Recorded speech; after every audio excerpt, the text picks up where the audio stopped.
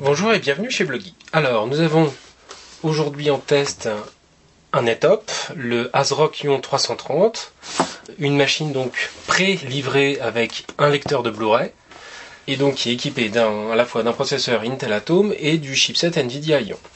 Plusieurs choses intéressantes sur ce package, c'est que pour la première fois je vois indiqué qu'ASRock est fabriqué par Pegatron, Pegatron étant une filiale d'Asus Tech. Donc on a bien aujourd'hui une filiation ASRock Pegatron Asus qui est notée et ça peut indiquer pas mal de choses pour le futur des deux marques.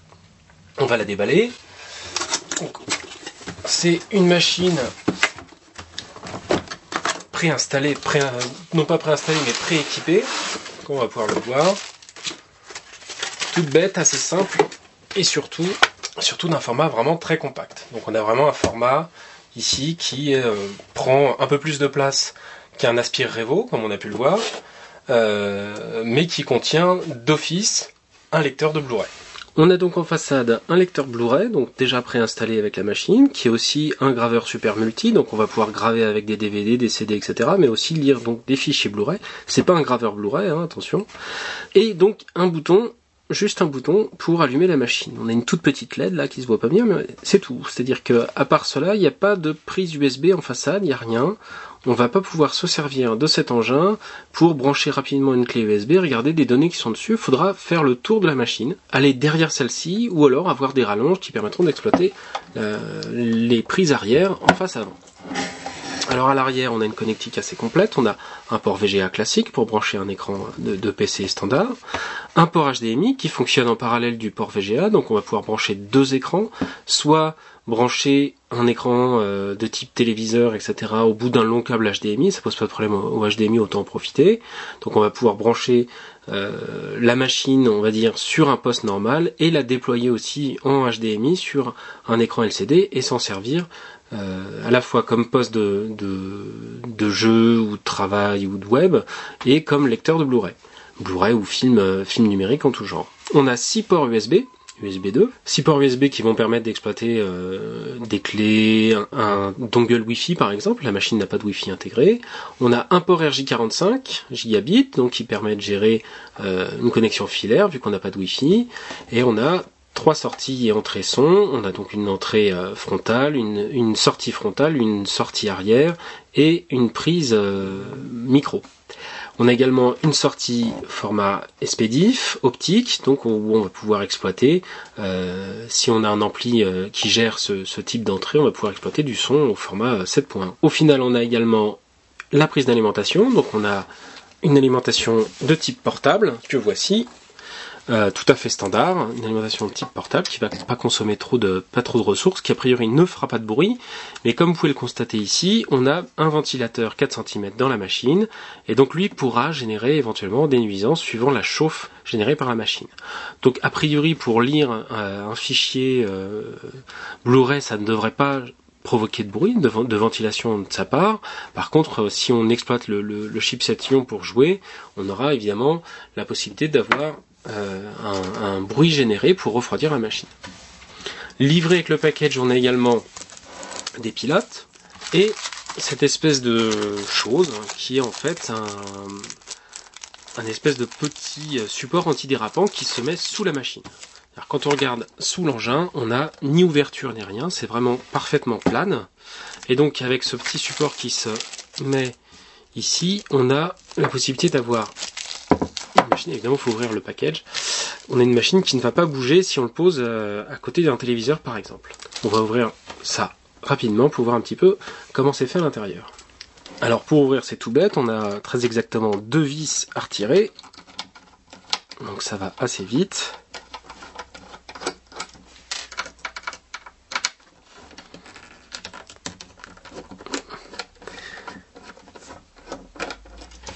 Et vous noterez au passage la présence de ce petit ergot là, qui est en fait un port Kensington anti-vol, donc qui permet à la fois d'empêcher qu'on prenne la machine, mais aussi d'empêcher qu'on retire ce capot supérieur. Donc avec un seul anti-vol, on immobilise l'engin et aussi on empêche de l'ouvrir et de regarder ce qu'il y a à l'intérieur et éventuellement de prendre des choses qu'il y avait stockées dedans. Donc on fait coulisser, voilà, je le découvre en même temps que vous, on fait coulisser le capot qui est bien épais, hein, c'est pas de la rigolade, c'est-à-dire qu'à la rigueur sur ce type d'engin-là on va pouvoir poser un écran, c'est du solide, et on découvre l'intérieur de la machine avec tout ce qu'il faut pour commencer à fonctionner tout de suite. Donc on a le lecteur Blu-ray qui est ici, ici on voit le disque dur, assez mal mais on le voit quand même, et ici la mémoire. On va essayer de défaire un petit peu tout ça pour voir un qu'il a dans le ventre. Donc je vous passe les détails, encore une fois c'est pas compliqué, il y a quelques vis à enlever. D'abord enlever le lecteur Blu-ray, donc il y a 2 vis à enlever pour ce faire.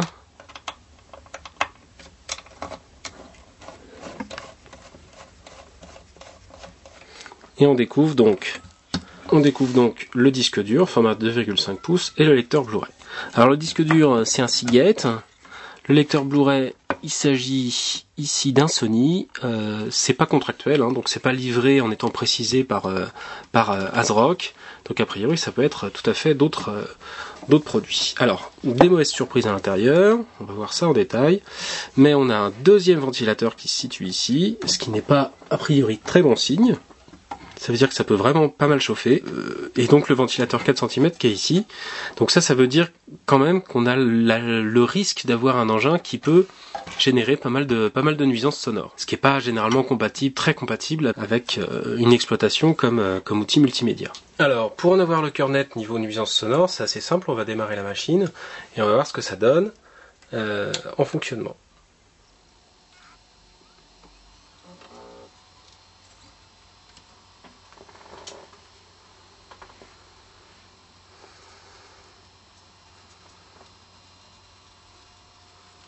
Donc là, Windows a démarré. Je vais essayer de vous montrer ça. Voilà. Windows 7. Et la machine fonctionne. Donc on entend bien un léger bruit, pas vraiment un ronronnement, c'est un peu plus strident que ça. C'est pas donc parfaitement inaudible, mais enfin ça ne l'est pas plus sur d'autres machines moins équipées. Pour l'instant, évidemment, ça ne chauffe pas encore. On va essayer de filmer ça de plus près.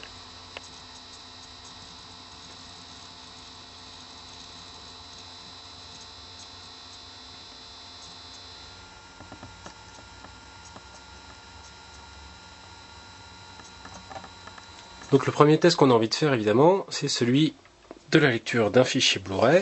Donc on va regarder ça directement au sortir de la machine, sans avoir rien modifié, tel qu'on me l'a livré. Donc c'est Casino Royale. On va voir comment la machine réagit. Voilà, le lecteur Blu-ray se met en route. Et normalement on devrait avoir Power DVD qui devrait se mettre en marche.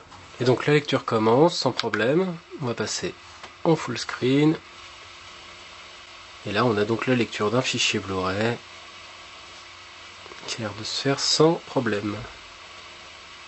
On le savait déjà hein, sur les capacités du ion pour la lecture de films de ce type-là, ça pose pas de soucis. Il a été prévu vraiment pour ça. Donc on a vraiment un petit lecteur de Blu-ray pré-intégré avec des fonctionnalités supplémentaires. Et c'est relativement propre. Je vais essayer de vous montrer ça au mieux. Alors je vais monter un peu le son pour que vous puissiez vous rendre compte.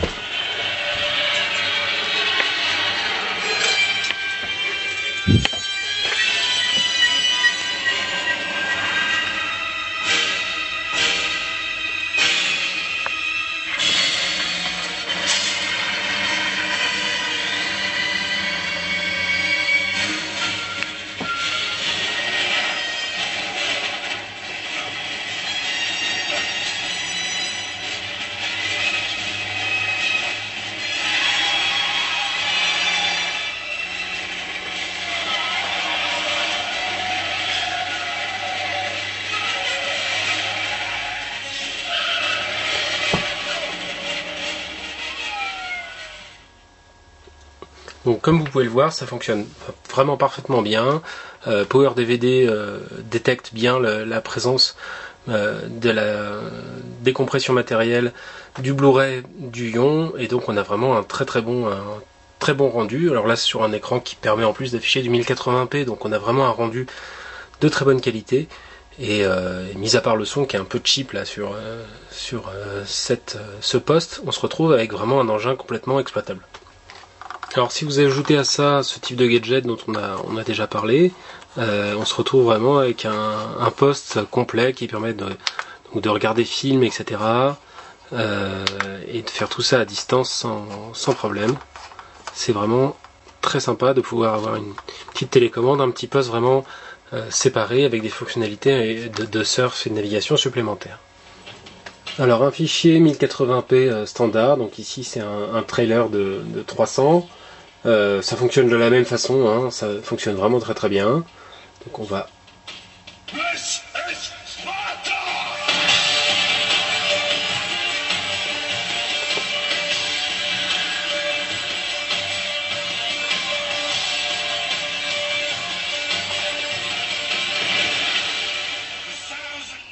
Donc on a vraiment une très belle image, pas de souci. Donc tous les fichiers de ce type là sont parfaitement lisibles, accessibles.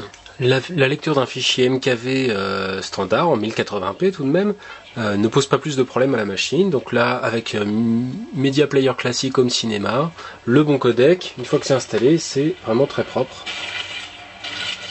Et on a une très belle image.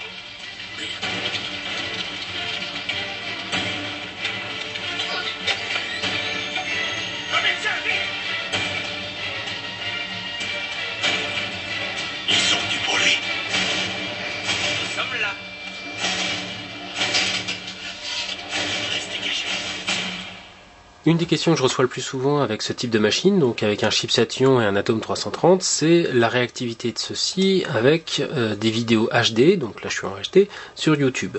Donc pour répondre, le plus simple c'est de passer à cette vidéo, donc c'est Alice au Pays des Merveilles, le prochain Tim Burton, en vidéo HD, et donc on peut le constater, c'est très lisible, très propre, et on a vraiment un beau rendu, avec une image assez belle, et c'est tout à fait regardable. Avec ce type d'écran, ce type de machine là, tout à fait regardable.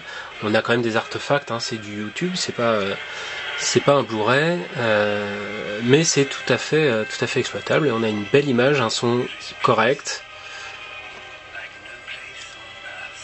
C'est assez bluffant.